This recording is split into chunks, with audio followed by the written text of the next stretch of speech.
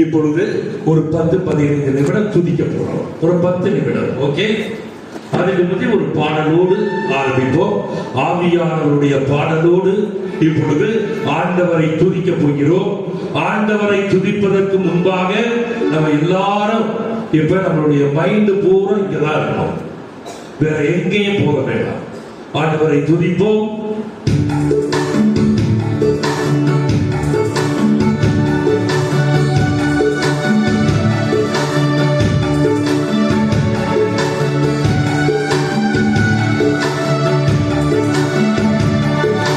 எங்களுக்குள்ளே வாசம் செய்யும் ஆவியானவரே, இந்நாளில் உம் சித்தம் போல் நடத்தி செல்லுமையா.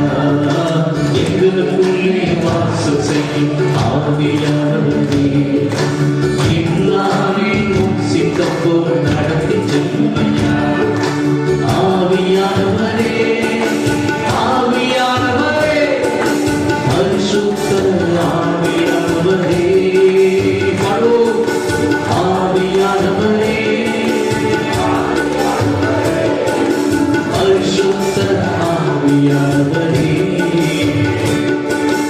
எங்களுக்குள்ளே வாசம் செய்யும் ஆவியானவரே, இந்நாளில் சித்தம் போல் நடத்தி செல்லுமையா. எங்களுக்குள்ளே வாசம் செய்யும்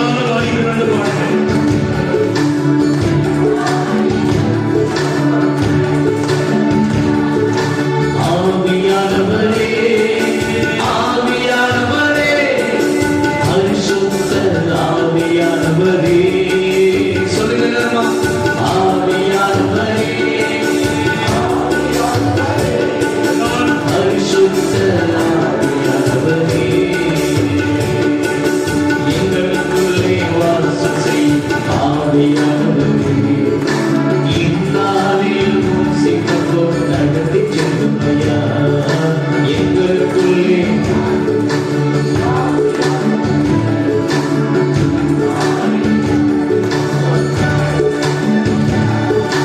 எப்படி நான் ஜெபிக்க வேண்டும், எதற்காக ஜெபிக்க வேண்டும், கற்றுத்தாரும் ஆவியானவரே. செல்வர்களோ, எப்படி நான் கற்றுத்தாரும் ஆவியானவரே. வேத வசனம் புரிந்து கொண்டு விளக்கங்களை அறிந்து கற்றுத்தாரும் ஆவியானவரே. வேதவசனம் புரிந்து கொண்டு விளக்கங்களை அறிந்து கற்றுத்தாரும் ஆவியானவரே. ஆவியானவரே, ஆவியானவரே, பரிசுத்த ஆவியானவரே, சொல்லுங்க தர்மா. ஆவியானவரே, பரிசுத்த ஆவியானவரே, எங்களுக்குள்ளே வாசம் செய்யும் ஆவியானவரே, இந்நாளில் உம் சித்தம் போல் நடத்தி செல்லுமையா. எங்களுக்குள்ளே வாசம் செய்யும் ஆவியானவரே, இந்நாளில் உம் சித்தம் போல் நடத்தி செல்லுமையா. கவலை கண்ணீர் மறக்கணும், கர்த்தரையே நோக்கணும், கற்றுத்தாரும் ஆவியானவரே. கவலை கண்ணீர் கர்த்தரையே நோக்கணும், கற்றுத்தாரும் ஆவியானவரே. செய்த நன்மை நினைக்கணும், நன்றியோடு துதிக்கணும், சொல்லுத்தாரும் ஆவியானவரே. செய்த நன்மை நினைக்கணும், நன்றியோடு துதிக்கணும், சொல்லித்தாரும் ஆவியானவரே. ஆவியானவரே, ஆவியானவரே, பரிசுத்த ஆவியானவரே, பரோ ஆவியானவரே, ஆவியானவரே, பரிசுத்த ஆவியானவரே. கரங்களை எங்களுக்குள்ளே வாசம் செய்யும் ஆவியானவரே, இந்நாளில் சித்தம் போல் நடத்தி செல்லுமையா. எங்களுக்குள்ளே வாசம் செய்யும் ஆவியானவரே, இந்நாளில் சித்தம் போல் நடத்தி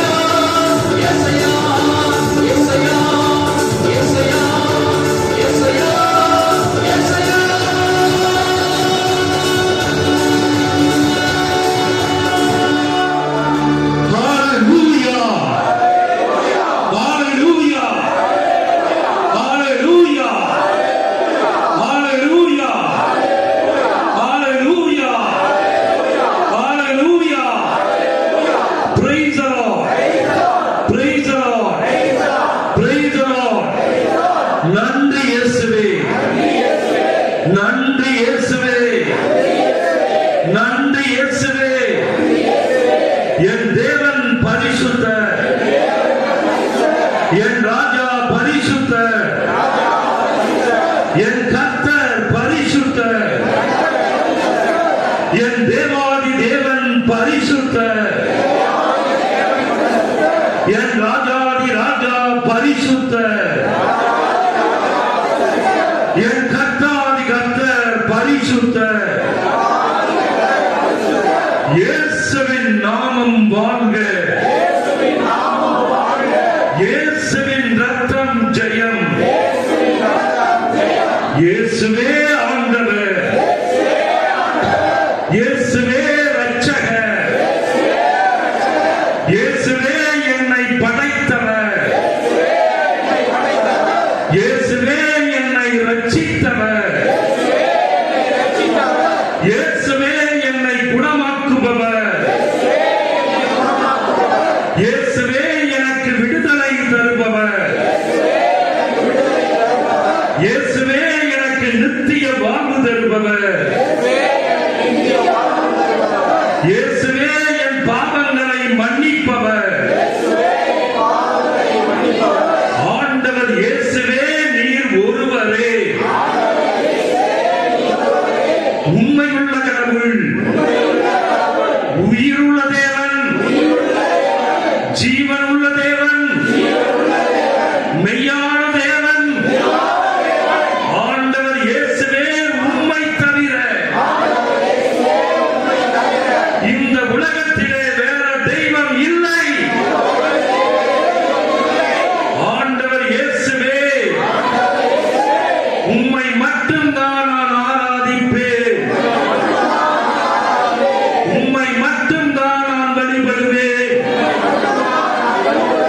உம்மை மட்டும்தான் நான் மகிமைப்படுத்துவேன், உம்மை மட்டும்தான் நான் நேசிப்பேன், உம்மை மட்டும்தான் நான் மாட்சிமைப்படுத்துவேன், உம்மை மட்டும்தான் நான் வாழ்த்தி போற்றுவேன். ஆண்டவர் இயேசுவே உம்மை நான் முழு மனதோடு, முழு உள்ளத்தோடு, முழு ஆன்மாவோடு, முழு வலிமையோடு, முழு ஆற்றலோடு, முழு இருதயத்தோடு அன்பு செய்வேன். ஆண்டவர் இயேசுவாலே அன்றி வேறு யாராலும் ரட்சிப்பு இல்லை. சாத்தானுக்கு என்னிடம் இடம் இல்லை. சாத்தானுக்கு என் மீது அதிகாரம் இல்லை. சாத்தானுக்கு என் மீது பவர் இல்லை. சாத்தானுக்கு என் மீது சட்ட உரிமை இல்லை. சாத்தானுக்கும் எனக்கும்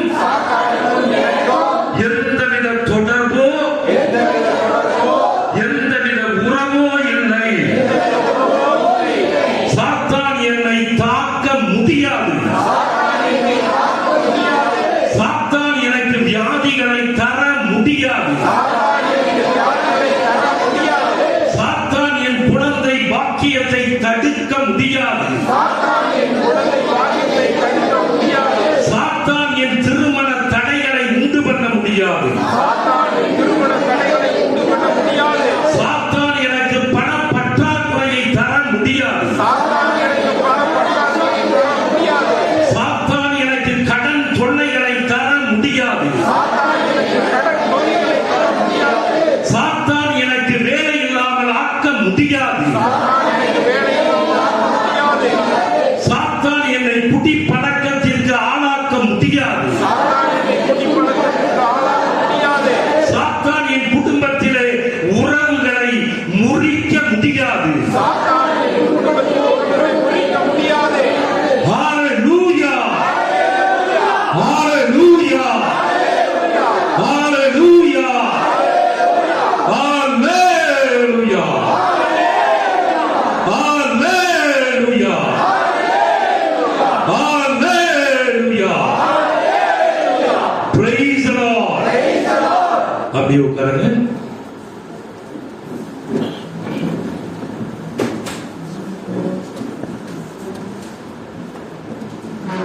திருச்சியில இருந்து ஒருத்தவங்க வரேன் நான் ரூபி பேங்கரி வந்துட்டாங்களா?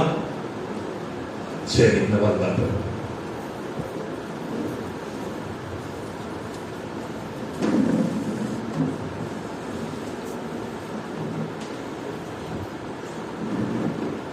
திரும்ப உங்களுக்கு ஞாபகப்படுத்துறேன். இதை ஞாபகப்படுத்திட்டு அப்புறமா புதிய செய்திக்கு போகலாம். உங்க வாழ்க்கையில குடும்பத்தில எந்த வித பிரச்சனைகள் இருந்தாலும் சரி, அந்த பிரச்சனையில் இருந்து நீங்கள் விடுதலை பெற வேண்டும் என்றால் அதுக்கு இந்த கார்டு பயன்படுத்தணும். இந்த கார்டு ஜெஃப்ரிட்ட இருக்கு. அப்புறம் யாரும் வாங்கல கிடைக்கலன்னா வாங்கிக்கலாம். இந்த கார்டை என்ன பயன்படுத்தணும் அப்படின்னா, இந்த கார்டுல நான் கொடுத்திருக்கிறது என்ன அப்படின்னா, எல்லா பிரச்சனைகளுக்கும் அடிப்படையான ஒரு காரணம் இருக்கிறது. அதுதான் சாபத்தின் ஆவி அப்படின்னு இணை சட்டம் 11ஆம் அதிகாரம் 26வது வசனத்திலே சொல்லப்படுகிறது. யாராவது படிங்க, அது ஒன்று மட்டும்.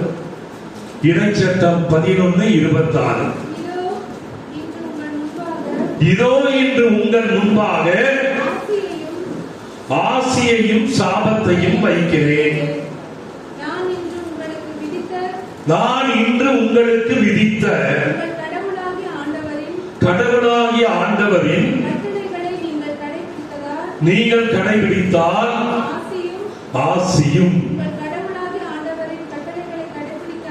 உங்கள் கடவுளாகிய ஆண்டவரின் கட்டளைகளை கடைபிடிக்காமல் நான் இன்று உங்களுக்கு விதித்த வழிகளில் நின்று விலகி நடந்து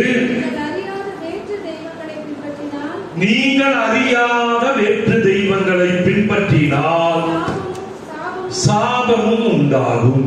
பாத்தீங்களா, தெளிவா சொல்லிட்டாரு. அதைத்தான் நான் இதுல கொடுத்திருக்கிறேன். அதாவது எந்த ஒரு பிரச்சனையும் எப்படி வருகிறது, அதுக்கு என்ன காரணம் என்றால் சாபத்தின் ஆவி அப்படிங்கிறத சொல்லியிருக்கேன்.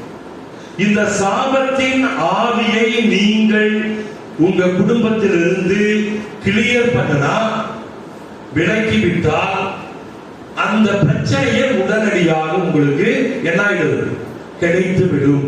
இப்ப குழந்தை பாக்கியமா இருக்கலாம், திருமண தடைகளா இருக்கலாம், குடும்பத்துல உறவுகள் புரிஞ்சு போய் இருக்கலாம், அல்லது வேலை கிடைக்காம இருக்கலாம்.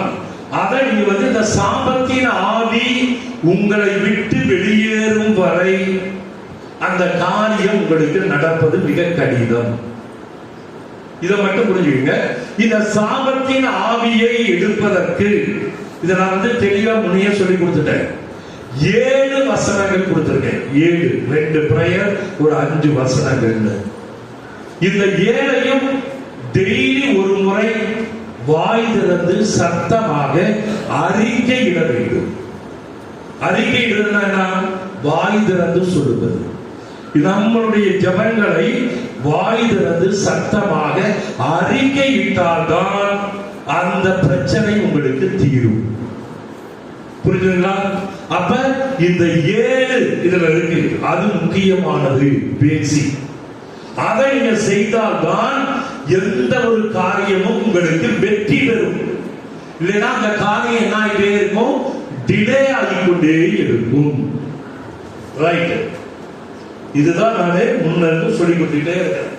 இதை நீங்க செய்ததா போதும், டெய்லி ஒரு முறையாவது சொல்லணும். இப்ப நான் இன்றைக்கு ஒரு முக்கியமான சப்ஜெக்ட், செய்தி, ஒரு மெசேஜ் சொல்ல போறேன். எல்லா குடும்பங்களிலுமே இருக்கக்கூடிய ஒரே ஒரு பிரச்சனை என்னன்னு சொல்லுங்க பாப்போம். எல்லா குடும்பத்திலுமே இருக்காது.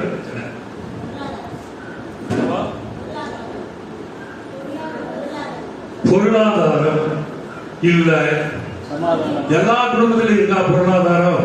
பணம் இல்ல, 2 பேரும் சம்பாதிச்சாங்கன்னா சமாதானமா இருக்கிறாங்க. சமாதானம் இல்ல. முக்கியமான பிரச்சனை எல்லா வீட்லயும் இருக்காது. சாபத்தினால் முன்னேற முடியாம இருக்கிறார். ஆமா, அதனால ஒரு பிரச்சனை இருக்கு. அது என்ன பிரச்சனை?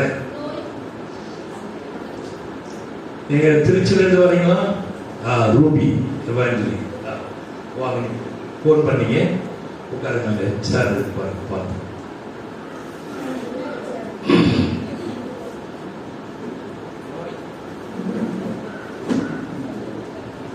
பாட்டு சொல்ல முடியும். Very good. வியாதிகள், நோய்கள், சிக்னஸ் இல்லாத வீடு சொல்லுங்க பாப்போம். டிசீஸ் இல்லாத வீடு எது சொல்லுங்க பாப்போம். ஏதாவது ஒருத்தருக்கு வீட்டுல ஏதாவது ஒரு வியாதி அவங்களை அட்டாக் பண்ணதா இல்லையா? இருக்கா இல்லைங்களா? இந்த வியாதியை பற்றி தான் பைபிள் என்ன சொல்லுது அப்படிங்கறத இன்னைக்கு சொல்லி தர போறேன். வியாதிகள், அதாவது சிக்னஸ் என்பது ஏன் வருது, வியாதிகள் ஏன் வருகிறது, நோய்கள் ஏன் வருகிறது, நோய்க்கு யார் காரணம், அது வருவதற்கு யார் காரணம் அப்படிங்கிறத பத்தி நிறைய பேருக்கு தப்பான ஐடியா இருக்கு. என்ன ஐடியா அப்படின்னா, இந்த நோய்களை தருவது, வியாதிகளை தருவது ஆண்டவர் நினைச்சிட்டு இருக்கீங்க. ஆண்டவர் எனக்கு வியாதி கொடுத்துட்டாருப்பா, ஹார்ட் அட்டாக் கொடுத்துட்டாரு, ஆண்டவர் எனக்கு கிட்னி ஃபெயிலியர் கொடுத்துட்டாரு, ஒரு கிட்னி வேலை செய்ய மாட்டுது, ஆண்டவர் எனக்கு லிவர் ப்ராப்ளம் கொடுத்துட்டாரு அப்படின்னு நினைக்கிறீங்க. தப்பு. ஆண்டவர் என்ன சொல்றாரு? விடுதலை பயணம். இன்னொன்று சொல்கிறேன், தயவு செய்து இந்த மீட்டிங் வரும் பொழுது எல்லாரும் கட்டாயம் பைபிள் கொண்டு வர வேண்டும். பைபிள் இல்லாம உட்கார்ந்துட்டீங்கன்னா உங்களுக்கு போர் அடிக்கும். நான் சொல்லி தரத பைபிள்ல எடுத்து பார்க்க வேண்டும். ஏன்னா நம்ம கத்தோலிக்க மக்கள் பைபிளை படிப்பதே கிடையாது. பைபிள் கட்டாயம் தேவை. ஏன்னா நம்முடைய கிறிஸ்துவ மதத்திலே, கிறிஸ்துவத்திலே பைபிள் இல்லைன்னா வேற ஒண்ணுமே கிடையாது. பைபிள் தான் எல்லாத்துக்கும் ஆணிவேர், அச்சாரம். பைபிள் இருந்தாதான் பூச வைக்க முடியும். பைபிள் இருந்துதான் எல்லாமே வருது. அதனால பைபிள் நமக்கு கட்டாயமாக தேவை. இப்ப எடுங்க, விடுதலை பயணம் 15ஆம் அதிகாரம் 23 இருந்து 26 படிக்க பார்ப்போம். விடுதலை பயணம் 15ல 23 இருந்து 26 முடிய எடுங்க. ஒவ்வொன்றா சொல்லுங்க, ஒருத்தர் படிங்க.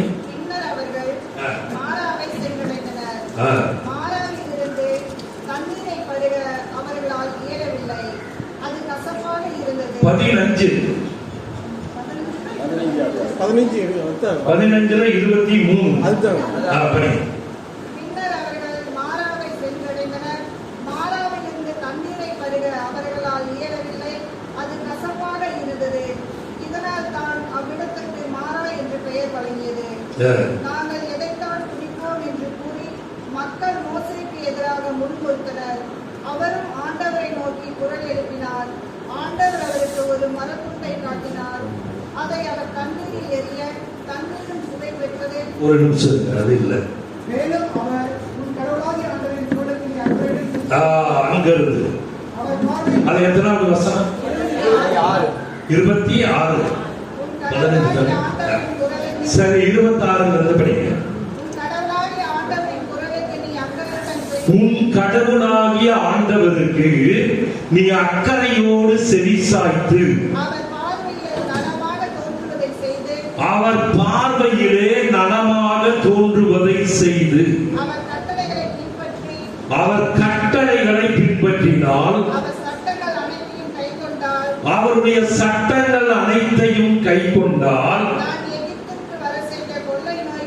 நான் எகிப்திற்கு வர செய்த கொள்ளை நோய்களை உன்மேல் வரவிட மாட்டேன். ஏனென்றால் நானே உன்னை குணமாக்கும் ஆண்டவர். நான் உன்னைய குணமாக்கும் ஆண்டவர், உனக்கு வியாதிகளை தருகின்ற ஆண்டவர் அல்ல. இதுதான் ரொம்ப முக்கியம். ஆண்டவர் என்ன சொல்லிட்டாரு? நான் உன்னை குணமாக்க குணமாக்கும் ஆண்டவர். உனக்கு நோய்களை தரக்கூடியவன் நான் அல்ல. எந்த நோயும் ஆண்டவர் இயேசுவிடமிருந்து வருவது கிடையாது. எல்லா நோய்களுக்கும் யார் காரணம் அப்படிங்கறத நான் இன்னைக்கு சொல்லித் தர போறேன். அப்ப இந்த வசனம் என்ன சொல்லுது தெளிவா? எகிப்திற்கு வர செய்த கொள்ளை நோய்கள். எகிப்துல எத்தனை கொள்ளை நோய்களை கொடுத்தாரு? 10 கொள்ளை நோய்கள். அது என்னென்ன கொள்ளை நோய்கள் சொல்ல முடியுமா?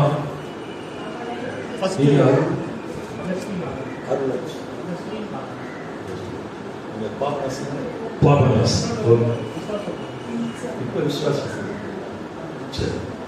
10 கொள்ளை நோய்கள். என்னென்ன 10 கொள்ளை நோய்கள் தெரியுமா? தண்ணீரை இரத்தமாக மாற்றினார். இரண்டாவது தவளைகள். அந்த நாட்டில் தவளைகள் பூரா ஊருக்குள்ள பூந்து எல்லா வீடு சாப்பாடு எல்லாத்திலையும் உள்ள பூந்தது. இது ஒரு கொள்ளை நோய். அடுத்தது கொசுக்கள் மூலமாக அந்த எகிப்தை அழிச்சாரு.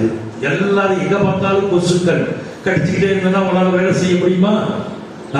அப்படியே நீங்க அதை இமேஜின் பண்ணி பாருங்க, கற்பனை பண்ணி பாருங்க. இப்ப இங்க அப்படியே கொசுக்கள் பயங்கரமா இருந்ததுன்னா நம்மளால உட்கார முடியுமா? ஏதாவது பேச முடியுமா? அது மாதிரி. அடுத்தது ஈக்கள். ஏகப்பட்ட ஈக்களை அனுப்பினார், கொள்ளை நோய். அடுத்தது கால்நடைகள் மீது கொள்ளை நோய், கொப்புளங்கள். கால்நடைகள் மீது கொப்புளங்கள். அடுத்தது 6வது கண்மலை. 6வது கண்மலையில 6வது மனிதர்கள் விலங்குகள் மீது என்னத்தை கொண்டு வராது? கொப்புளங்கள். அப்படின்னா 6வது தான், 7வது தான் கண்மலை, 8வது வெட்டுக்கிளிகள், 9வது 3 நாட்கள் சூரியனே கிடையாது, வெயிலே கிடையாது, பகலே கிடையாது. 3 நாட்களும் இருட்டாகவே இருந்தது. கடைசியாக என்னது? தலைச்சன் ஆண் குழந்தைகளை கொல்லுவது. இந்த 10 தான் 10 கொள்ளை நோய்கள்.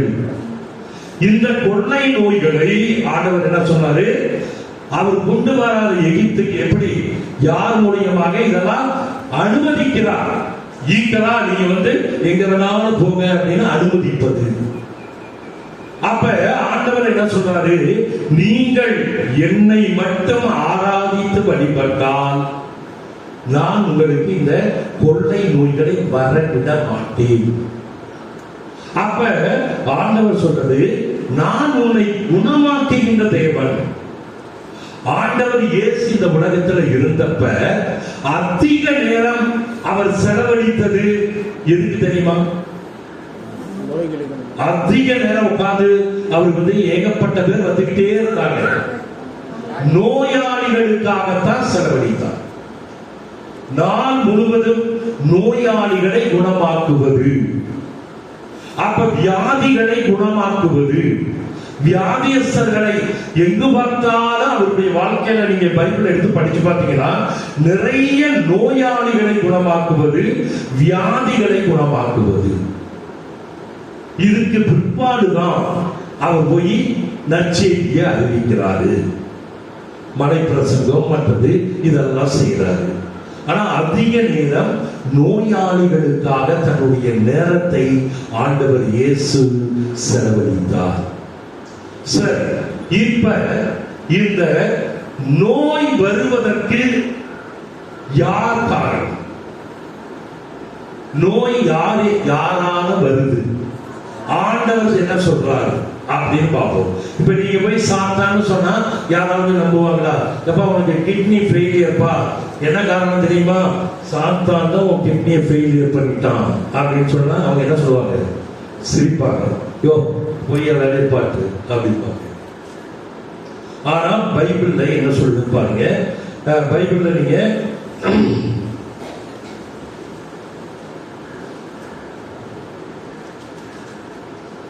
லூக்கா 4 40 41 படிங்க. லூக்கா 4ஆம் அதிகாரம். ஏன்னா நமக்கு பைபிள் சொன்னாதான் அது உண்மை. பைபிள் சொல்லலைன்னா அதை நம்ம ஏற்க முடியாது. அதனால பைபிள்ல என்ன சொல்லி இருக்குன்னு பாருங்க. இந்த நோய்களுக்கு என்ன யார் காரணம் அப்படின்னு சொல்லுது.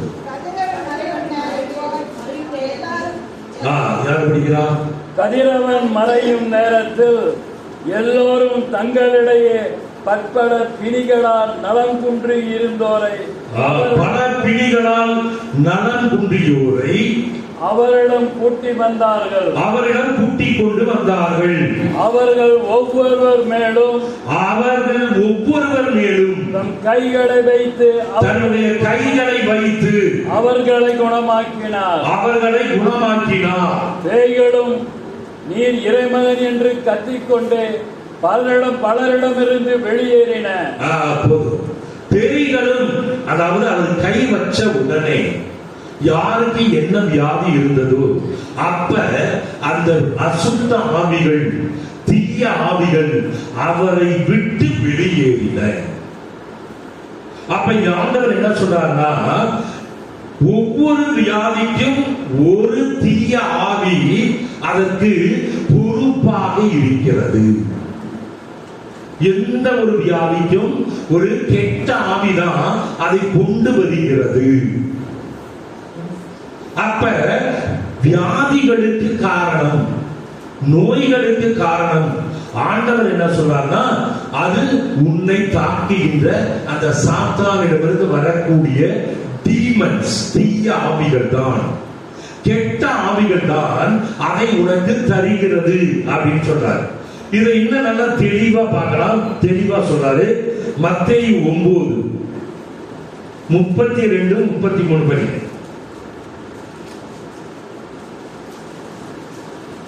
மத்தேயு 9:32. பேய் பிடித்து பேச்சு இழந்த ஒருவன். பேய் பிடித்து பேச்சு இழந்த ஒருவன். பேய் பிடித்ததால் தான் அவன் ஊமையனாக மாறிட்டான் அப்படின்னு சொல்றார். பேய் அவன் உள்ளே இருந்ததால், தீய ஆவி அவன் உள்ளே இருந்ததால் அவன் பேச முடியாமல் இருக்கிறான். இதை நான் கண்ணால சென்னையில பார்த்தேன். 2 பசங்க, குழந்தைகள் 8ஆம் கிளாஸ் 9ஆம் கிளாஸ் படிக்கிறாங்க. அவனுங்க 2 பேரும் பேச மாட்டாங்க. ஆனா அவங்க தலையில கை வச்ச உடனே தலையில கையை தட்டி விட்டு ஓடுவாங்க. அப்ப ஆண்டவர் என்ன சொல்றாரு, பேச்சு இழந்ததுக்கு என்ன காரணம் அப்படின்னா, அவன் ஊமையாக இருப்பதற்கு என்ன காரணம் அப்படின்னா, அவன் மீது பிசாசு அவனை பிடித்திருந்தது, பேய் பிடித்திருந்தது. தொடர்ந்து படிங்க.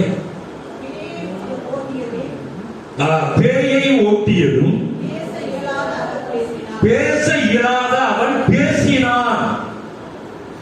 அப்ப பேய் அவனை பிடிச்சு வச்சிருந்ததுனாலதான் பேச முடியவில்லை. அவன் ஓட்டிய உடனே அவன் பேச ஆரம்பித்து விட்டான். பாருங்க, தெளிவா சொல்றாரு ஆண்டவர். அடுத்தது அது மட்டும் இல்ல, அது மத்தேயு 12:22 எடுங்க. மத்தேயு 12:22.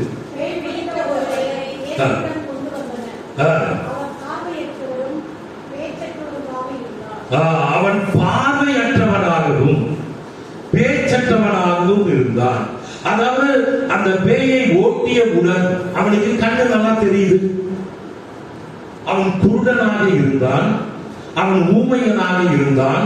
ஆனால் அந்த பேய் அவனை விட்டு விலகியவுடன் அவனுக்கு கண் பார்வை கிடைத்தது, அவன் பேச ஆரம்பித்தான் அப்படின்னு மத்தேயு சொல்றாரு. இன்னொன்னு பாருங்க, லூக்கா 11:14. லூக்காவுல 11ஆம் அதிகாரம் 14வது வசனம்.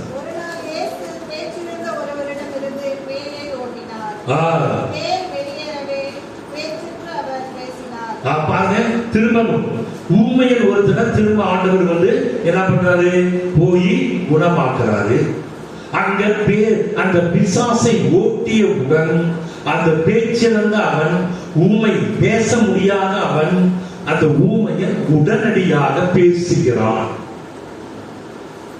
அப்ப ஆண்டவர் இங்க என்ன சொல்ல வர்றாரு அப்படின்னா, உங்களுடைய வியாதிகள், இப்ப சொன்ன வியாதிகள், ஊமையாக இருப்பது, குருடாக இருப்பது, அப்புறம் இது 2 சொல்லியிருக்காரு. வேற என்ன சொல்லியிருக்காரு? பேச்சு. சில பேருக்கு ஸ்டாமரிங் இருக்கும், திக்கு வாயிலாக இருப்பது, அது பேச சொல்ல விரும்புவாங்க, சொல்ல முடியாது, அது மாதிரி இருப்பது. இதுக்கு எல்லாமே காரணம் அவன் மீது இருக்கின்ற தீய ஆவி. அந்த தீய ஆவியை விளக்கியவுடன், அவன் அதை ஓட்டியவுடன் அவன் உடனடியாக பேச ஆரம்பிக்கின்றான் அப்படிங்கிறார். இன்னொரு படிய லூக்கா 13:11 வசனம். லூக்கா 13 அதுல 11வது வசனம். 18 ஆண்டுகளாக தீயாவி பிடித்த உடல்நலம் குன்றிய பெண் ஒருவர் அங்கு இருந்தார். 18 ஆண்டுகளாக, ஒரு நாள் 2 நாள் இல்லை, 18 ஆண்டுகளாக தீய ஆவி பிடித்திருந்த ஒரு பெண் அங்கே இருந்தார். அவ எப்படியே, அவளுக்கு என்ன வியாதி? அவர் சிறிதும் நிமிர முடியாதவாறு, நிமிர முடியாமல் விழுந்த நிலையில் இருந்தார். இப்படியே தான் நடக்கிறார். அந்த பெண் நிமிர முடியாமல் கூன்முதுகோடு இருந்தார். அப்புறம் இயேசு அவரை கண்டு அருகே கூப்பிட்டு, அம்மா, உமது நோயிலிருந்து நீர் விடுவிக்கப்பட்டுள்ளீர் என்று கூறி தம் கைகளை அவர் மீது வைத்தார். உடனே அவர் நிமிர்ந்து கடவுளை போற்றி புகழ்ந்தார். அவன் உடனே நிமிர்ந்து கடவுளை போற்றி புகழ்ந்தார். அதுல 16வது வசனம் படிங்க. 16. ஆபிரகாமின் மகனாகிய இவனை 18 ஆண்டுகளாக சாத்தான் இவனை கட்டி வைத்திருந்தான். பாருங்க, போதும். அப்ப இங்க ஆண்டவர் தெளிவா என்ன சொல்றாரு? 18 ஆண்டுகளாக இந்த பெண் கூன்முதுகோடு இருந்ததற்கு ஒரே காரணம், பிசாசு இவனை கட்டி வைத்திருந்தான். கட்டுகள் ஒரே ஒரு 2 வரை பார்க்கலாமா? கட்டப்பட்ட மனிதர் கட்டவிழ்க்கப்பட வேண்டும். பாடுங்க.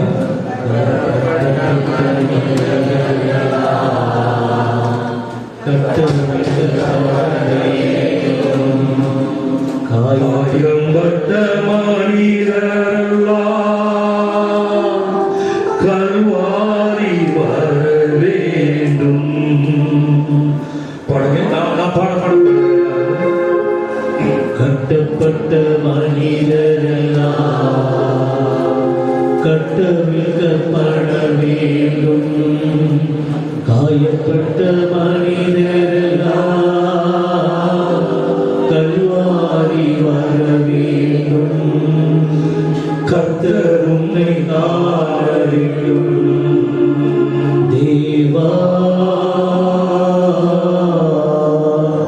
தேவா தேவா தேவா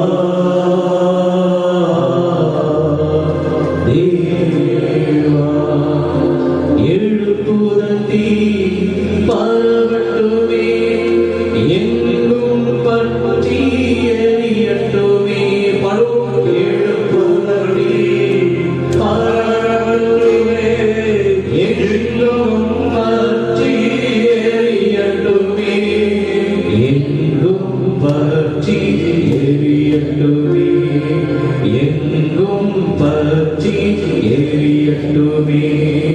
கட்டப்பட்ட மனிதரெல்லாம் கட்டவிழ்க்கப்பட வேண்டும். நான் ஒரே ஒரு தடவை பாடுறேன், நீங்க திரும்ப எல்லாரும் பாடுங்க பார்ப்போம். கட்டப்பட்ட மனிதரெல்லாம் கட்டவிழ்க்கப்பட வேண்டும். பாடுங்க.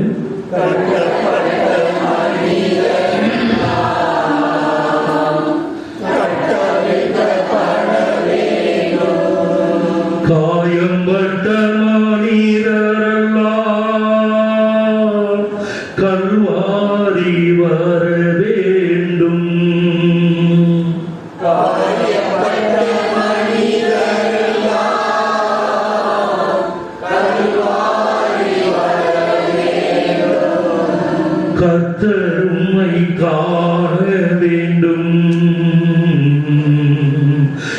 கர்த்தர் உம்மை காண வேண்டும். பாருங்க. கர்த்தர் உம்மை காண வேண்டும். கர்த்தர் உம்மை காண வேண்டும். Praise the Lord. Hallelujah. அப்ப ஆண்டவர் இங்க என்ன சொல்றாரு அப்படின்னா, அந்த அம்மா கூன் முதுகோட 18 ஆண்டாக இருந்ததுக்கு என்ன காரணம்? அதே மாதிரி நிறைய பேர் முட்டி வலியோட 30 வருஷம் 20 வருஷம் அப்படின்னு இருக்கிறாங்க. அங்க டாக்டர் போனா என்ன சொல்லிருக்காரு, இந்த முட்டிய நீங்க என்ன பண்ணணும், டிரான்ஸ்பர் பண்ணணும். இந்த முட்டியை கழட்டிட்டு பிளாஸ்டிக் முட்டி தான் கொடுக்கணும், வேண்டாம். ஆண்டவர் சொல்லித்தரத நம்ம கரெக்டா செஞ்சோம்னா அந்த முட்டியை நீங்க மாற்றவே வேண்டாம். அந்த முட்டி வலி நீங்கி முட்டி அருமையாக செயல்பட ஆரம்பிக்கும். ஆனா சொல்லித்தரத நம்ம கட்டாயம் செய்யணும். செய்தால் முட்டி வலி நம்மளை விட்டு விலகி விடும். Praise the Lord. Praise the Lord.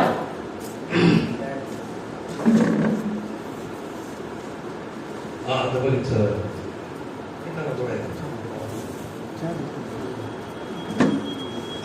அடுத்ததா பாருங்க. அப்ப ஆண்டவர் இங்கேயும் என்ன சொல்றாரு அப்படின்னா, நோய்களுக்கு காரணம் யாரு? சாத்தான், தீய ஆவி. அதாவது இப்ப இந்த உவனா ஊமையாக இருப்பதற்கு சாத்தான் காரணம், பிசாசு தான் கட்டி பிடிச்சிருக்கு. அதே மாதிரி குருடனாக இருப்பதற்கு பிசாசு தான் காரணம் அப்படிங்கிறாரு. அடுத்ததா இப்ப கூன் முதுகோடு இருப்பதற்கு, அதாவது நம்முடைய இதுக்கு என்ன காரணம், சாத்தான் அவளை 18 வருஷமா கட்டி வச்சிருக்கான் அப்படின்னு சொன்னாரு. அடுத்ததா பாருங்க, மார்க்கு நற்செய்தி 9ஆம் அதிகாரம். மார்க்கு நற்செய்தி 9ஆம் அதிகாரம் 19வது வசனம். அது படிக்க, அது 18 இருந்து கூட படிக்கலாம். மார்க் 9:10.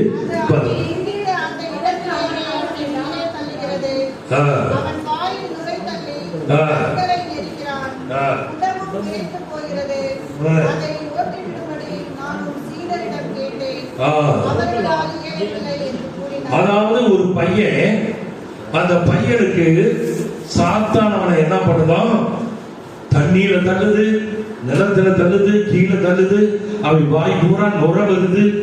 அவனால எதுவுமே செய்ய முடியவில்லை. அவனை கீழே தள்ளி கை காலெல்லாம் என்ன பண்ணிடுது. இதுக்கு என்ன பேரு? படிங்க படிங்க. அதற்கு அவர் அவர்களிடம், நம்பிக்கையற்ற தலைமுறையினரே, எவ்வளவு காலம் நான் உங்களோடு இருக்க இயலும்? எவ்வளவு காலம் நான் உங்களை பொறுத்துக் கொள்ள இயலும்? அவனை என்னிடம் கொண்டு வாருங்கள் என்று கூறினார்.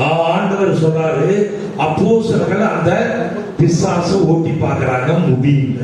அவர்கள் அவரிடம் கொண்டு வந்தார்கள். அப்ப ஆண்டவர்கிட்ட அவனை கொண்டு வராங்க அந்த பையனை.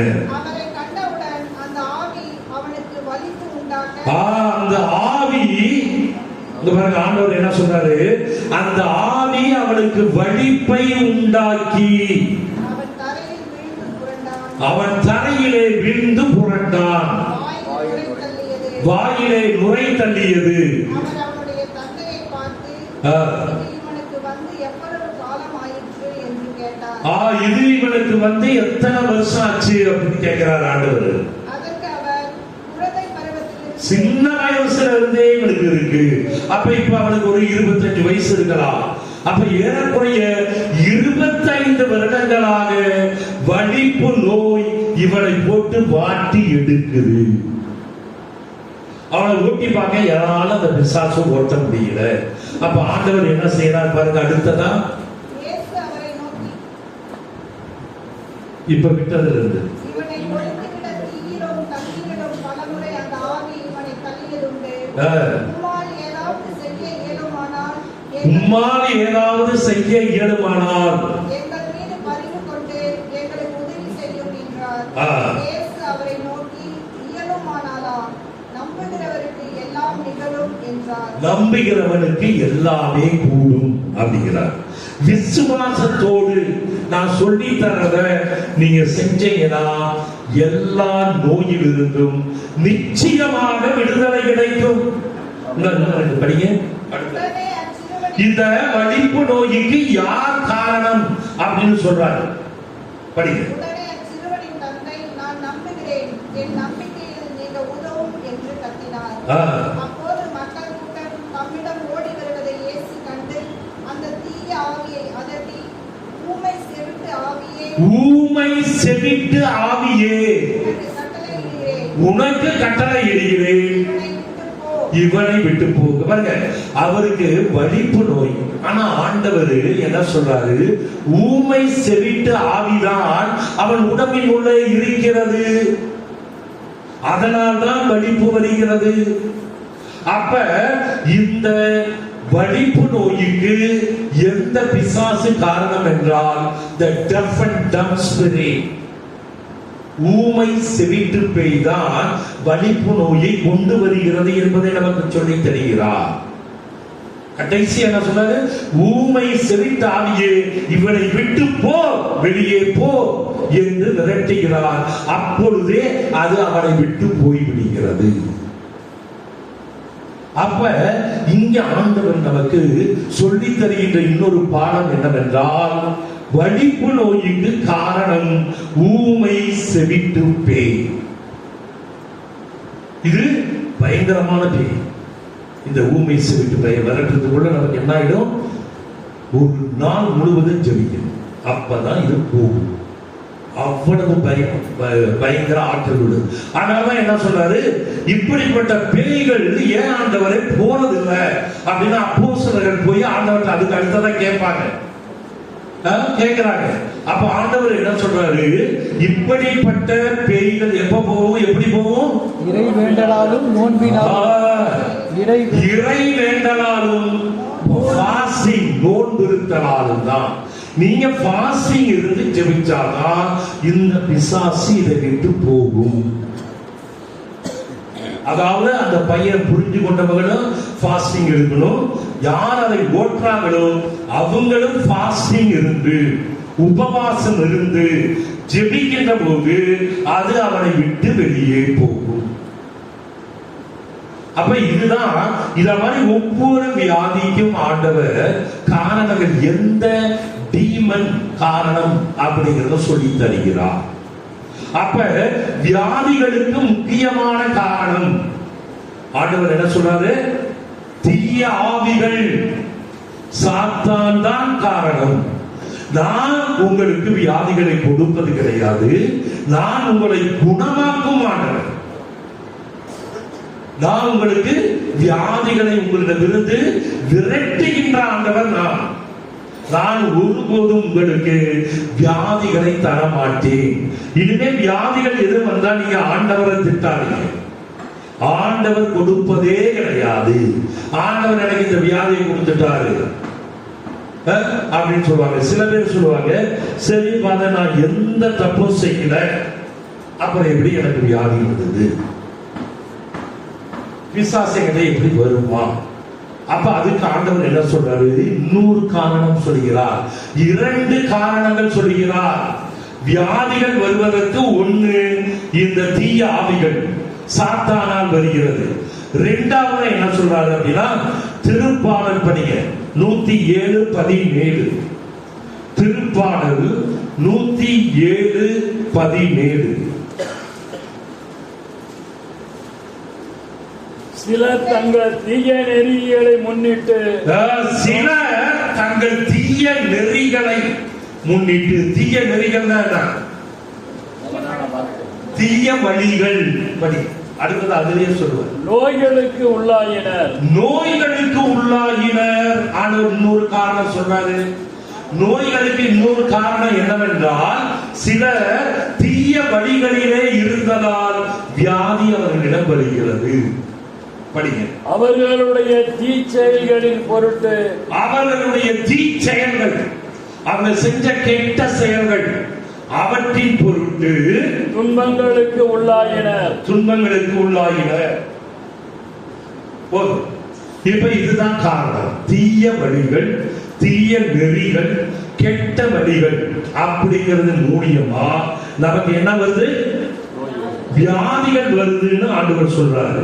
அது என்ன கெட்ட வழிகள், தீய வழிகள் அப்படின்னா, இப்ப ஒருத்தருக்கு வயிற்றுல லிவர்ல ப்ராப்ளம் வருது, லிவர்ல கேன்சர் வருது, இல்ல பேன்க்ரியாஸ்ல கேன்சர் வருது, இது மாதிரி ஏதாவது உள்ள வயிற்றுக்குள்ள வருதுல்ல, இதுக்கு என்ன காரணம்?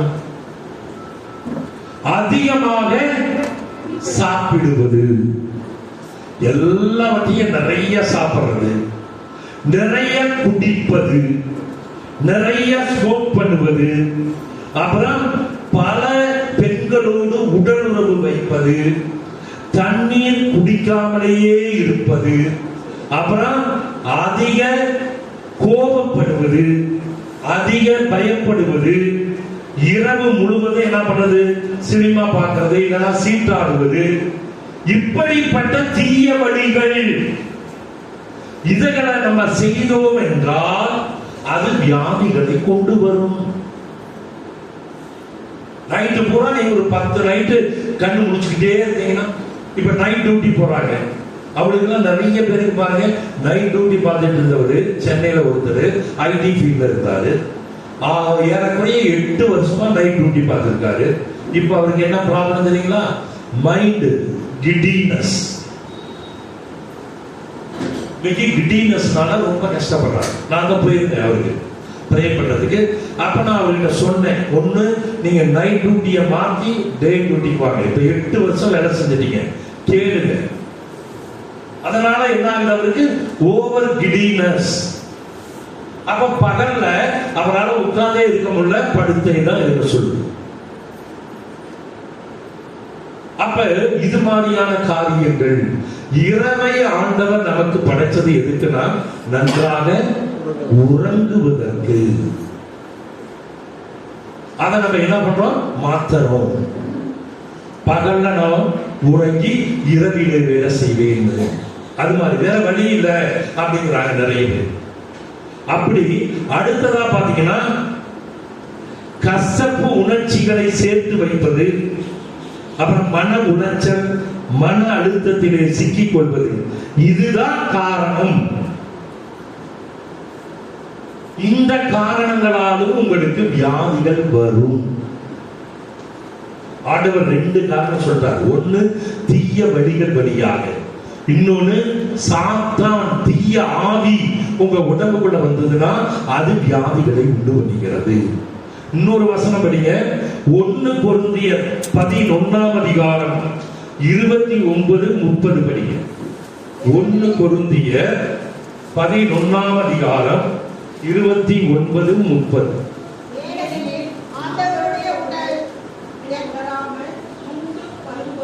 நிறுத்தி. ஆண்டவருடைய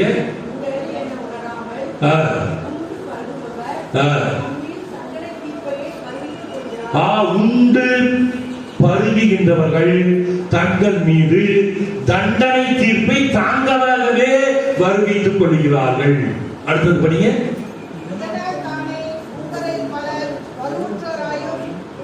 இதனால் தானே உங்களில் பலர் வலுவற்று போகிறார்கள். இம்யூனிட்டி குறைஞ்சு போச்சுப்பா அப்படிங்கிறாங்க. டாக்டர்கிட்ட போனீங்கன்னா உங்களுக்கு இம்யூனிட்டி ரொம்ப கம்மிப்பா, ஹீமோகுளோபின் அதிகமாக உங்களுக்கு வேலை செய்யல, ஹீமோகுளோபின் ரொம்ப கம்மியாயிடுச்சு, கவுண்டிங் ரொம்ப கம்மியாயிடுச்சு அப்படின்னு டாக்டர் சொல்றாங்க. இதெல்லாம் ஆண்டவர் முன்னையே சொல்லி வச்சுட்டாரு. படிக்காத. அதனால்தான் உடல் நலமற்றோராக இருக்கிறீர்கள்.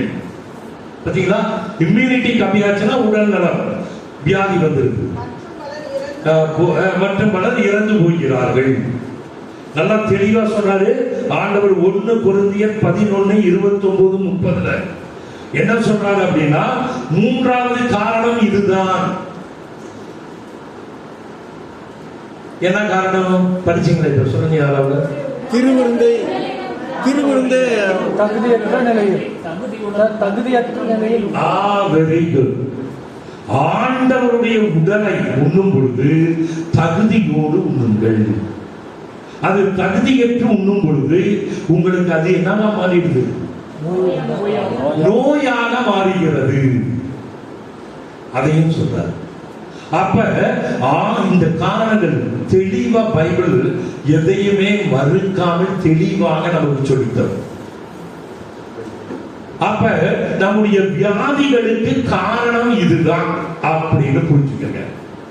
அப்ப நம்முடைய வியாதிகளின் இந்த காரணத்திலிருந்து தெரிஞ்சுக்கிட்டு இந்த வியாதிகளை விரட்ட வேண்டும். இந்த வியாதிகளை நம்ம வச்சுக்கிட்டு இருக்கக்கூடாது. அப்படின்னா என்ன செய்ய வேண்டும்? அதை நான் அடுத்ததா இப்ப கண்டினியூ பண்ணுவோம். டீ கொடுத்துருவோம். இப்ப டீ சாப்பிட்டு வந்துடுறீங்க, எங்கேயும் வெளியே போயிடாதீங்க. டீ சாப்பிட்டு வரீங்க. இந்த நோய் வராமல் தடுப்பதற்கு, அதாவது டாக்டர் சொல்லுவாங்க, ஒண்ணு நோய் வராமலேயே தடுப்பதற்கு பிரிவென்டிவ் மெத்தட் அப்படிம்பாங்க, தடுக்கின்றது. இன்னொன்னு என்ன சொல்றாங்க, நோய் வந்துருச்சு அது கியூரேட்டிவ் மெத்தட், அது நோயை கிளீன் பண்றதுக்கு என்ன செய்யறது. அதாவது நோய் வந்தா அதுக்கு மருந்து கொடுத்து அது சரி பண்றோம். ஆனா நோய் வராமையே தடுக்கிறப்பா அப்படின்னா என்ன செய்வாங்க, விட்டமின் டேப்லெட்ஸ் இது மாதிரி கொடுத்து இதெல்லாம் சாப்பிட்டீங்கன்னா உனக்கு நோயே வராது அப்படின்னு சொல்லுவாங்க. இப்ப அந்த ரெண்டையும் ஆண்டவர் சொல்றாரு. நோய்மனால் வருகிறது, அது ஒண்ணு முதல் காரணம். அப்ப அந்த சாத்தான விரட்டினா அந்த வியாதி போயிடும், உடனே போயிடும். முன்ன கூட ஒருத்தவங்க இங்க வந்திருக்காங்க, நினைக்கிறேன், கால் பூரா பயங்கரமான என்னது அலர்ஜி, அப்படியே புண்ணு புண்ணு புண்ணா கருப்பு கருப்பா எல்லா பக்கமும் இருந்தது. அவங்களுக்கு நான் சொல்லி கொடுத்த பிரேயர் தான் செஞ்சாங்க. ஒரு கடைக்கு ஒண்ணு குன்னூர்ல ஒரு டாக்டர்கிட்ட சொல்லி அவளை வாங்கி கொடுத்தா, அதை போடுங்க பிரேயர் சொல்லுங்க. ரெண்டும் செய்தாங்க, கம்ப்ளீட்டா கிளீன் ஆயிடுச்சு. ரெண்டாவது ஆண்டவர் என்ன சொல்றாரு, இந்த நோய்களுக்கு முக்கியமான காரணம் என்னன்னா, நான் சொன்ன மாதிரி தீய நெறிகள். பிரதர் படிச்ச மாதிரி திருப்பாடல்ல என்ன சொல்றது, தீய வழிகள், கெட்ட வழிகளிலே நம்ம என்னென்ன செய்யறோமோ அதெல்லாம் வியாதியாக வரும். ஓவர் ஈட்டிங், அதிகமாக சாப்பிடுறது, டைம் இல்லாம சாப்பிடுறது, ஒரு நாளைக்கு 5 நேரம் சாப்பிடுறது, இப்படிலாம் செஞ்சோம்னா ஆட்டோமேட்டிக்கா அந்த வியாதிகள் வரும். அதே மாதிரி குடிப்பது, அளவில்லாமல் குடிச்சோம்னா அதன் வழியாக வியாதிகள் வரும் அப்படின்னு நிறைய நான் சொன்னேன். மூன்றாவதாக சொன்னேன், தம்பி படிச்சீங்க, என்ன படிச்சீங்க?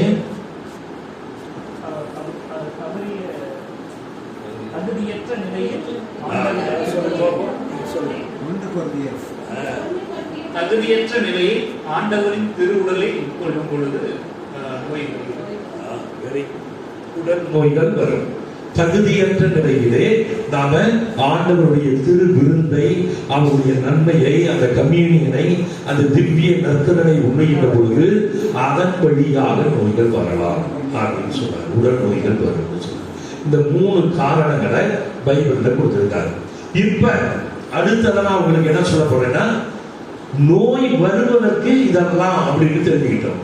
இப்ப நோயை நம்மிடமிருந்து எடுப்பதற்கு என்ன வழி? பைபிள்ல ஏறக்குறைய நான் இந்த வரலாம் பார்த்தவர்களும் ஒரு 40 வசனங்கள் இருக்கு. பைபிள்ல ஒரு 40 வசனங்கள் கிட்டத்தட்ட என்ன சொல்லுது அப்படின்னா, உங்களுக்கு வியாதியிலிருந்து விடுதலை பெற நான் சொல்லித்தர வசனங்களை எல்லாம் நீங்க சொன்னீங்கன்னா அந்த வியாதிகள் வராது அப்படின்னு சொல்றாரு. நான் உங்களுக்கு இந்த அட்டையில ஒரே ஒரு வசனம் கொடுத்திருக்கேன். யாரும் சொல்ல முடியுமா? நோயிலிருந்து விடுதலை பெற சிலுவையின் மீது 1 பேதுரு 2ஆம் அதிகாரம் 24வது வசனம். இந்த வசனம் எல்லா வியாதிகளுக்கும் பொதுவானது. ஆனா ஆண்டவர் ஒவ்வொரு வியாதிக்கும் தனித்தனியா கொடுக்கிறார். அதையும் எங்கிட்ட இருக்கு. அதாவது இப்ப இது பொதுவானது அப்படின்னா 1 பேதுரு 2:24 சொல்றேன், எல்லாரும் சொல்லுங்க. சிலுவையின் மீது தம் உடலில் என் பாவங்களை அவரே சுமந்தார், என் பாவங்களுக்காக இறந்து நீதிக்காக வாழ்வதற்கே இவ்வாறு செய்தார். அவர் தன் காயங்களால்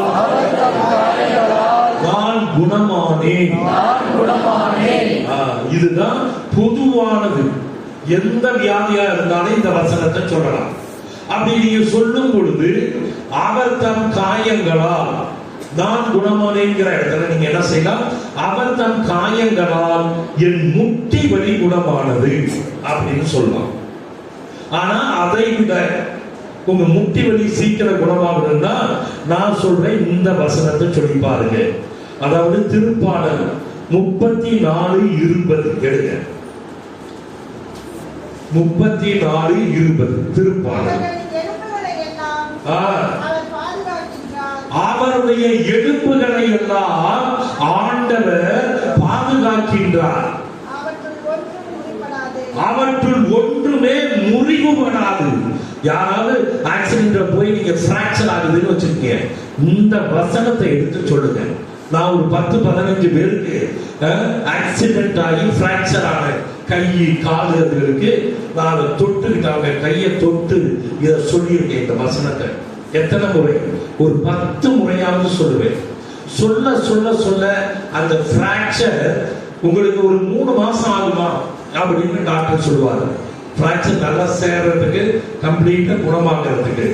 ஆனா அத அந்த வசனத்தை அவங்க சொல்லி முடிச்சு அவங்க டெய்லி சொல்ல சொல்ல ஒரு 15 நாள் கூட ஆகல, அவங்க கை கால் அந்த முறிவுகள் எல்லாம் வெகு விரைவாக சேர்ந்து குணமாயின. Praise the Lord. அதுக்காக இந்த வசனத்தை சொல்றேன். திரும்ப படிங்க. அவர்களின் எலும்புகளை எல்லாம் அவர் பாதுகாக்கின்றார். அதை நீங்க எப்படி சொல்லணும்னா, என் எலும்புகளை எல்லாம் ஆண்டவர் பாதுகாக்கின்றார். சொல்லுங்க. அவற்றுள் ஒன்றும் முறிவுபடாது.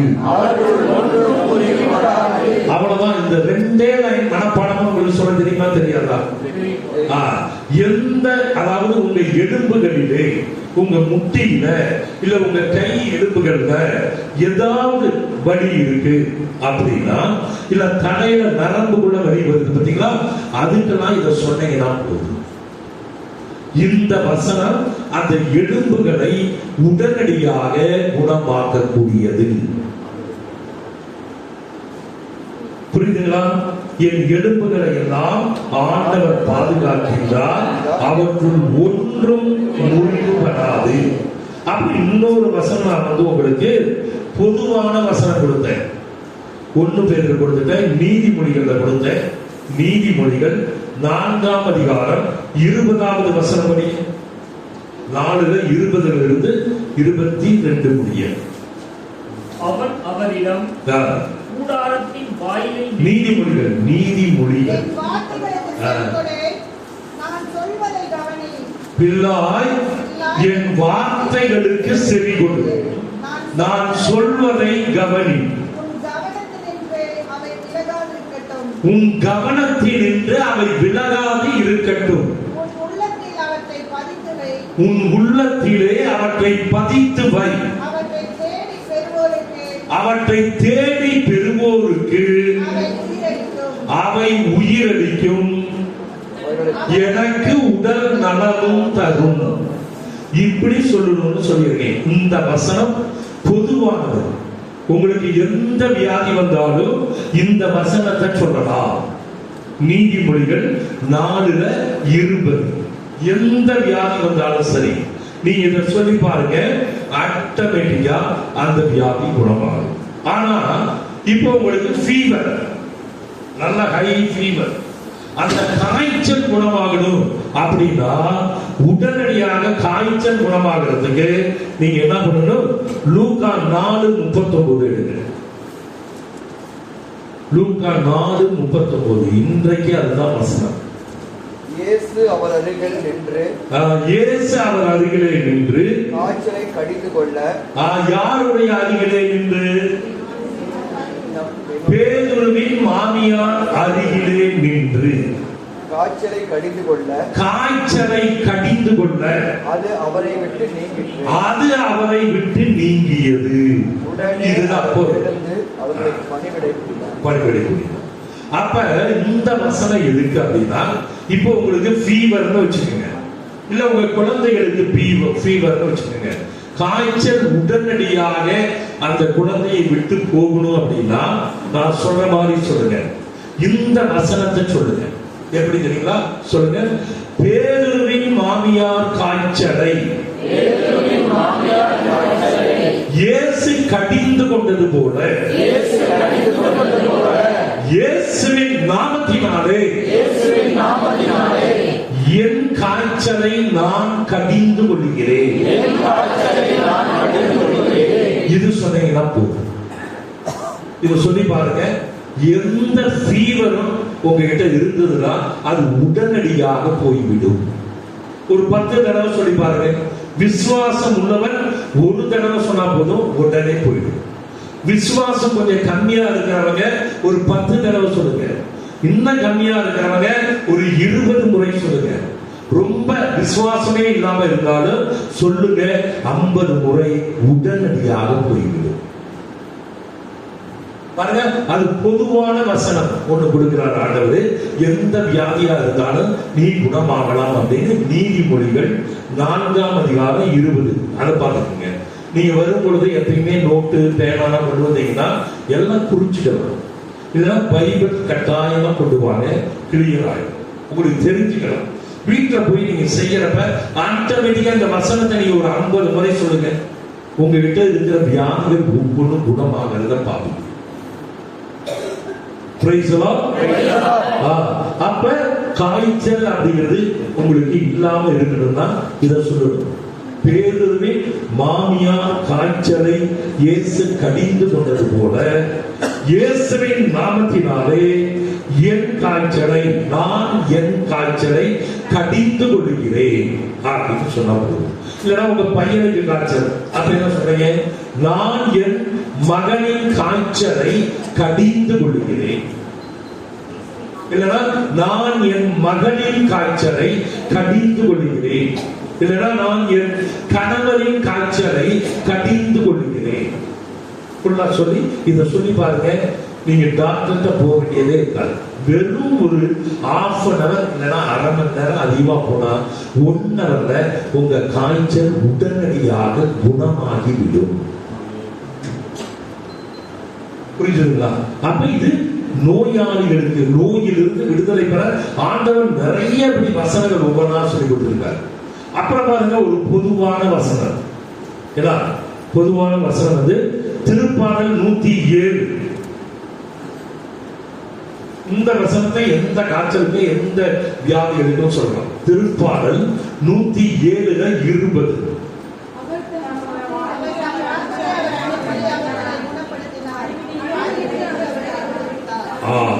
இந்த வசனம் என்னன்னா சொல்லுங்க எல்லாரும். தம் வார்த்தையை ஆண்டவர் இயேசு அனுப்பி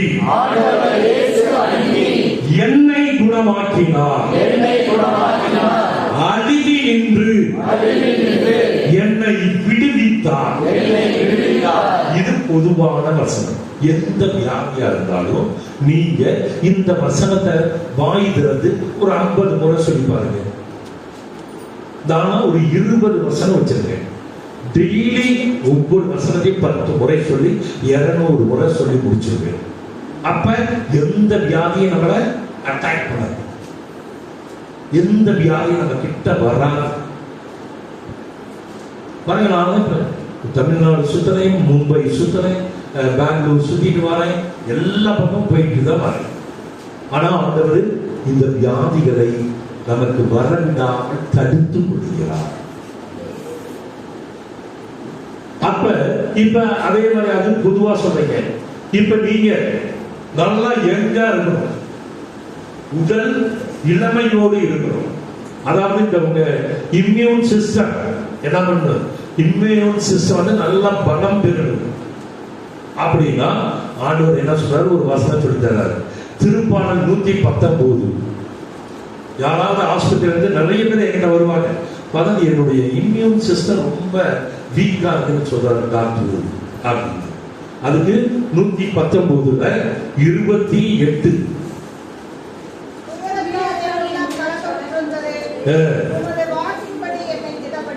அவ்வளவுதான். துயரத்தால் என் உள்ளம் கலக்கமுற்றுள்ளது. உமது வாக்கின்படி என்னை திடப்படுத்தும். இந்த வசனத்தை சொல்லி பாருங்க.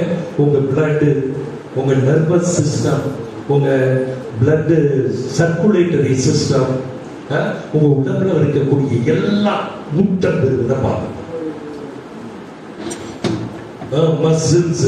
மசில் சிஸ்டம், கிளான்ஸ், அந்த எண்டோகிரைன் சிஸ்டம், அது எல்லாமே திடம் பெறுவதை இந்த வசனத்தின் மூலம் தெரியும். இது என்னடா இந்த வசனத்தை சொன்னா ஆயிடுமா? ஆகும். ஏன்னா இதுதான் ஆண்டவருடைய வல்லமையுள்ள வார்த்தை. இதைத்தான் நீங்க நம்பணும். ஆண்டவருடைய வல்லமையுள்ள வார்த்தையில எல்லா பவரும் இருக்கு. நீங்க நம்பி செய்தீர்கள் என்றால் அது உங்களுக்கு ஆட்டோமேட்டிக்கா அந்த வல்லமையை கொடுத்து விடும். அந்த ஆற்றல் உங்களுடைய உடம்பிலே வந்து கொண்டு இருப்பதை பார்ப்பீர்கள். ஒரு முறை அல்ல, 10 முறை, 20 முறை, 50 முறைன்னு சொல்லிடுவாங்க. ஆட்டோமேட்டிக்கா கிளியர் ஆகிட்டே வரும். அதே மாதிரி உங்க உடம்பு நல்லா, உங்களுடைய சரீரம் நல்லா திடகாத்திரமா இருக்கணும். அதாவது நான் எப்பயுமே இளமையோடு இருக்கணும் அப்படின்னு நினைச்சீங்கன்னு வச்சுக்கோங்க. இந்த வசனம் சொல்லுங்க. யோபு 33:25 கேளுங்க. யோபு 33:25. இவர்களின் மேனி இளைஞனதை போல் ஆகட்டும். இவர்களின் மேனி இளைஞனை போல ஆகட்டும். இவர்கள் இளமையின் நாட்களுக்கு திரும்பட்டும். இளமையின் நாட்களுக்கு திரும்பட்டும். இந்த வசனத்தை நான் சொல்ற மாதிரி சொல்லுங்க. இப்ப அதாவது உங்களுக்குன்னு சொல்லுங்க. ஆண்டவரே என்னுடைய மேனி இளைஞனதை போல் ஆகட்டும். இளமையின் நாள்களுக்கு நான் திரும்புவேனாக.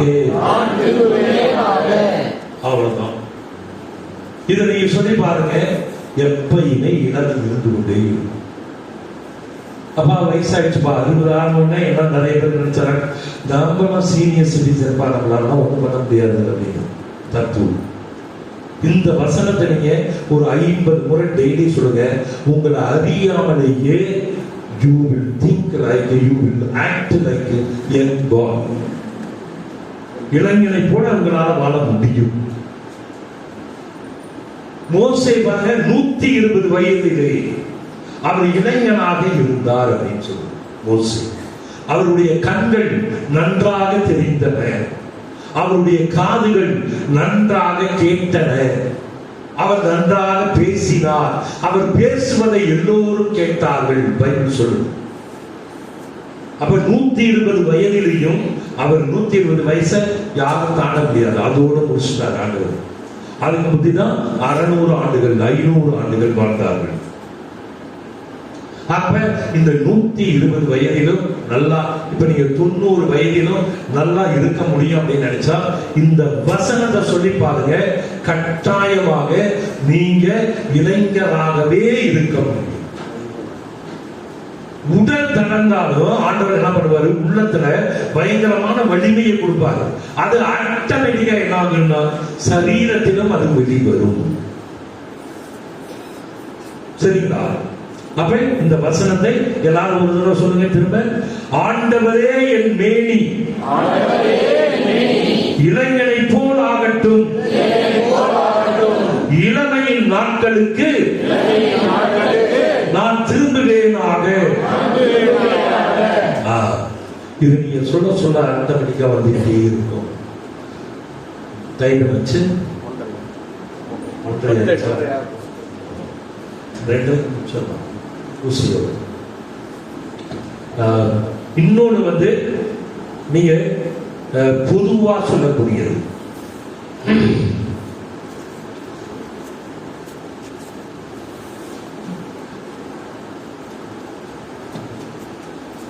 மலாக்கியா 4:2. மலாக்கி 4ஆம் அதிகாரம் 2வது வசனம் வருகிறது. ஆனால் என் பெயருக்கு அஞ்சி நடக்கின்ற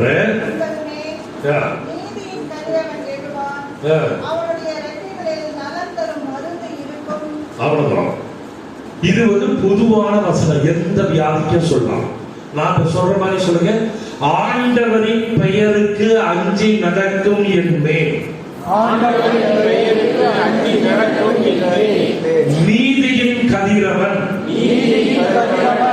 ஆண்டவர் இயேசு எழுந்தருள்வார், அவரது ரெக்கைகளின் கீழ் எனக்கு நலம் தரும் மருந்து இருக்கும். இந்த வசனம் பொதுவா எந்த வியாதிக்கு நீங்க சொல்லணும். சொல்ல சொல்ல சொல்ல சொல்ல அது கம்ப்ளீட்டா உங்க வியாதி உங்களை விட்டு விலகிவிடும். பர்டிகுலரா நீங்க சொல்லணும் அப்படின்னா, நீங்க இப்ப யாராவது ஒருத்தர் உங்க வீட்டுல ஆஸ்பத்திரியில் இருக்காரு, டாக்டர் தான் சொல்லிடுறாங்க அவரை காப்பாற்ற முடியாதுங்க, அவருக்கு ரொம்ப கஷ்டங்க அப்படின்னு சொல்லிட்டாங்கன்னா, நீங்க அவரு சாகாமல் இருக்க ஒரு வருஷம் வீட்டுல கொண்டு வந்து வச்சு சாகாம இருக்குன்னு நினைச்சீங்கன்னா, எடுங்க சங்கீதம் திருப்பாடல் 118:17.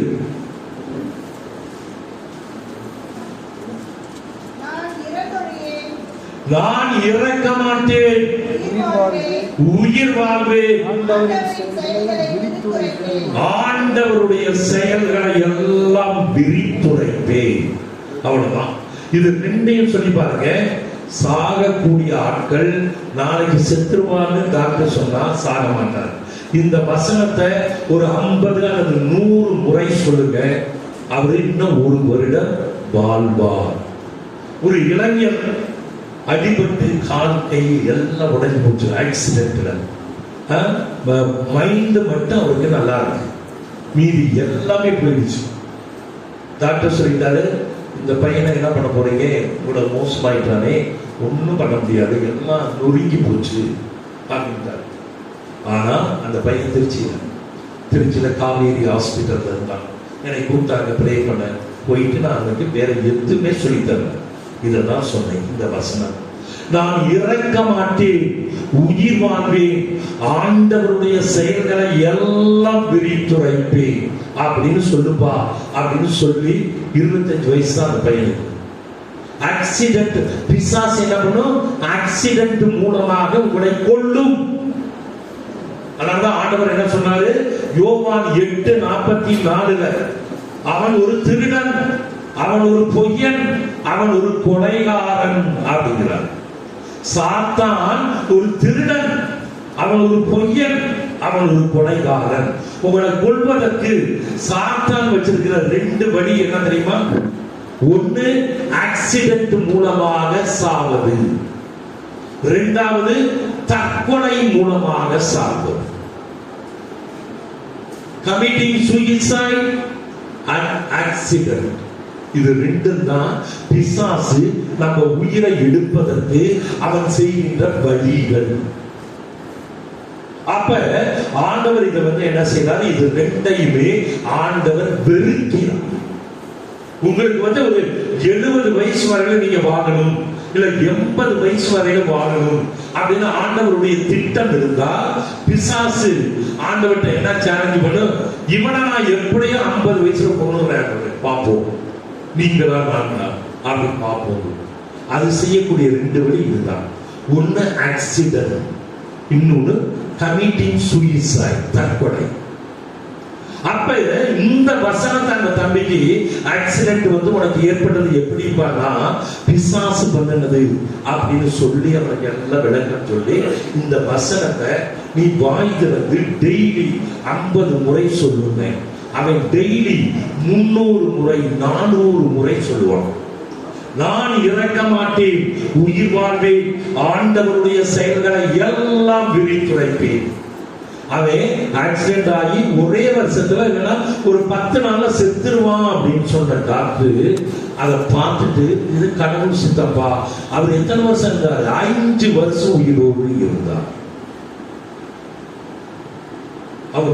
அந்த பையன் 5 வருஷம் எந்த பிரச்சனையும் இல்லாம வீட்டுக்கு கொண்டு வந்து இதே வசனத்தை சொல்லிக்கிட்டே இருந்தாரு. 5 வருடங்கள் அவன் உயிரோடு இருந்தார். அப்ப ஆண்டவருடைய வார்த்தை அவனால் வெல்ல முடியும். பிசாசை வெல்ல முடியும், சாத்தானை வெல்ல முடியும். இதுதான் உண்மையா ஆண்டவர் நமக்கு சொல்லி தருகிறது. அப்ப பாருங்க, இதுல இது மாதிரி இன்னும் நிறைய இருக்கு. அடுத்த தடவை நான் இன்னும் கண்டினியூ பண்றேன், ஏன்னா இப்ப டைம் ஆயிடுச்சு நமக்கு. அதனால அடுத்த முறை இன்னும் இந்த வியாதிகளில் இருந்து விடுதலை பெறுவது எப்படி ஆரம்பிக்கிறோம். இந்த வசனங்களின் மூலமாக நம்ம கட்டாயம் நிறைய வசனங்கள் இருக்கு, குறிச்சு வச்சுக்கிட்டு நீங்க சொல்ல ஆரம்பிச்சீங்கன்னா எந்த வியாதியையும் வென்றுவிட முடியும். கேன்சர் பேஷண்ட்ஸ் நான் சொல்லி கொடுத்திருக்கேன் இந்த வசனங்களை. ஆனா அவங்க வாய் திறந்து சத்தமா சொல்ல சொல்ல சொல்ல சொல்ல இன்றைக்கு உயிரோடு இருக்கிறார்கள். Liver cancer, breast cancer, heart பக்கத்துல கேன்சர், பேங்க்ரியாஸ் கேன்சர், இதெல்லாம் வெற்றி பெற்றிருக்கிறார்கள். கேன்சர் என்பது சாத்தான் அனுப்பிய ஒரு பயங்கரமான பிசாசு. சாத்தான் வந்து லீடர் லூசிபர். அவன் வந்து அனுப்பக்கூடிய சின்ன சின்ன பிசாசுகள் தான் இந்த வியாதிகள் மூலமாக வருகிறது ஒவ்வொன்றா. அப்ப இதுகளை எல்லாம் நம்மளால் குணமாக்க முடியும். இயேசுவின் வார்த்தையை நீங்க சொல்லி சொல்லி உங்க ஆர்த்தரைட்டிஸ், ருமேட்டிக் பெயின் அல்லது நீ பெயின் அல்லது லெக் பெயின், லெக் பெயினை கொடுத்து உங்களை நடக்க முடியாம ஆக்குறானா அந்த பிசாசை பேர் என்ன தெரியுமா? Spirit of crippling. உங்களை நடக்க முடியாம ஆக்குறவன். சொல்லி பாருங்க வீட்டுல போய், என்னிடம் உள்ள, இல்லைன்னா உங்க மகளுக்கு நடக்க முடியாம இருக்கு, இல்ல உங்க அம்மா நடக்க முடியாம இருக்காங்க அப்படின்னா, என் அம்மாவிடம் உள்ள ஸ்பிரிட் ஆஃப் கிரிப்ளிங் என்ற கெட்ட ஆவி அவர்களை விட்டு இப்பவே உடனடியாக வெளியேறும்படி இயேசுவின் நாமத்தினாலே நான் கட்டளை இடுகிறேன். இதை ஒரு 50 முறை சொல்லுங்க. இரண்டாவதா சொல்லுங்க, இயேசுவின் இரத்தத்தினால் என் அம்மாவிடம் இருந்த கிரிப்ளிங் என்ற கெட்ட ஆவி அவர்களை விட்டு வெளியேறியது. அப்புறம் இந்த வசனத்துல ஒரு வசனம் எடுத்து சொல்லி, அப்ப அட்டையில் உள்ள வசனத்தையே சொல்றோம். கடைசியா, அவர் தம் காயங்களால் என் அம்மா நடக்கின்றார்கள். செஞ்சு பாருங்க, தாராள கட்டாயம் நடக்க முடியும். Praise the Lord. Hallelujah. அப்ப நீங்க இத திரும்ப தொடர்ந்து செய்யறேன். இன்னைக்கு கொஞ்சம் சாட்சிகள் அதிகமானதுனால நமக்கு மெசேஜ் அதிகமா கொடுக்க முடியல. அதனால இதை வந்து நம்ம தொடர்ந்து இந்த வியாதிகளை பத்தி இன்னும் நிறைய வசனங்கள் இருக்கு, அதை நான் சொல்லித்தரேன். அடுத்த முறை வரும் பொழுது பைபிளோட வாங்க, பேப்பர் பேனாவோட வந்தா குறிச்சுக்கலாம். சரியா? படிச்சவங்க எழுத தெரிஞ்சவங்க குறிச்சு வச்சுக்கலாம். இதுகளை குறிச்சு வச்சுட்டு நீங்க எப்ப எந்த வியாதி வந்தாலும் ஒரு 10, 20, 50 முறை சொல்லி பாருங்க, ஆட்டோமேட்டிக்கா கிளியர் ஆகும். சரிங்களா? Praise the Lord. அப்புறம் என்ன பண்ணுவோம், உங்களுக்கு கார்டு ஜெஃப்ரிட்ட இருக்கு, வாங்கிக்கலாம். முக்கியமா நீங்க இந்த சாபத்தின் ஆவி உங்க மேல இருக்க கூடாது. அது இருந்தா நோய் உங்களை விட்டு போகாது. அதனால அந்த 7 வசனங்களை சொல்லி அந்த சாபத்தின் ஆவியை நீங்க வெளியே கிளப்பீங்க. அது வெளியே போயிடுச்சுன்னா நீங்க எந்த காரியம் கேட்டாலும் பிளஸிங் வரும். இல்லைன்னா இந்த சாபத்தின் ஆவிங்கிற பிசாசு என்ன பண்ணும், ஆண்டவர்கிட்ட இருந்து வரக்கூடிய ஆசீர்வாதங்களை பிளாக் பண்ணிடும், நிறுத்திடும். சாத்தான் லூசிபர் எங்க இருக்கான் தெரியுமா? மொத்தம் 3 விண்ணுலகம் இருக்கு. முதல் விண்ணுலகத்துல பிதா இருக்காரு, 2வது விண்ணுலகத்துல தான் அந்த லூசிபர் இருக்கான், சாத்தான்.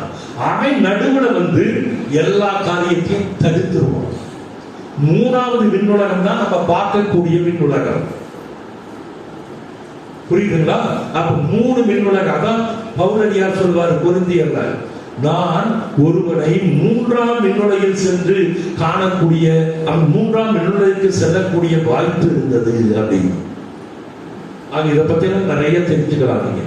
அதே மாதிரி செத்த உடனே நம்ம மோட்சத்துக்கு போறோமா, செத்த உடனே நரகத்துக்கு போறோமா? இதெல்லாம் நரகம் என்பதை இன்னும் ஆண்டவர் ஆரம்பிக்கல. எப்ப ஆரம்பிப்பார் தெரியுங்களா? தீர்ப்பின் போதுதான். ஜட்ஜ்மெண்ட், தீர்ப்பு வரும் பொழுது யார் யார் நரகத்துக்கு போகணும் அப்படிங்கறத தள்ளுவார். Praise the Lord. இதை பத்தி எல்லாம் பிற்பாடு நம்ம ஒவ்வொன்றா சொல்லி தருவோம். இப்ப நம்ம திருப்பலி ஆரம்பிச்சு திருப்பலி சீக்கிரமா முடிச்சுட்டு அப்புறம் எல்லாருக்கும் பாக்கிய சாப்பாடு அரேஞ்ச் பண்ணியிருக்காரு. சாப்பிட்டுட்டு வாங்க. என்னைய தனியா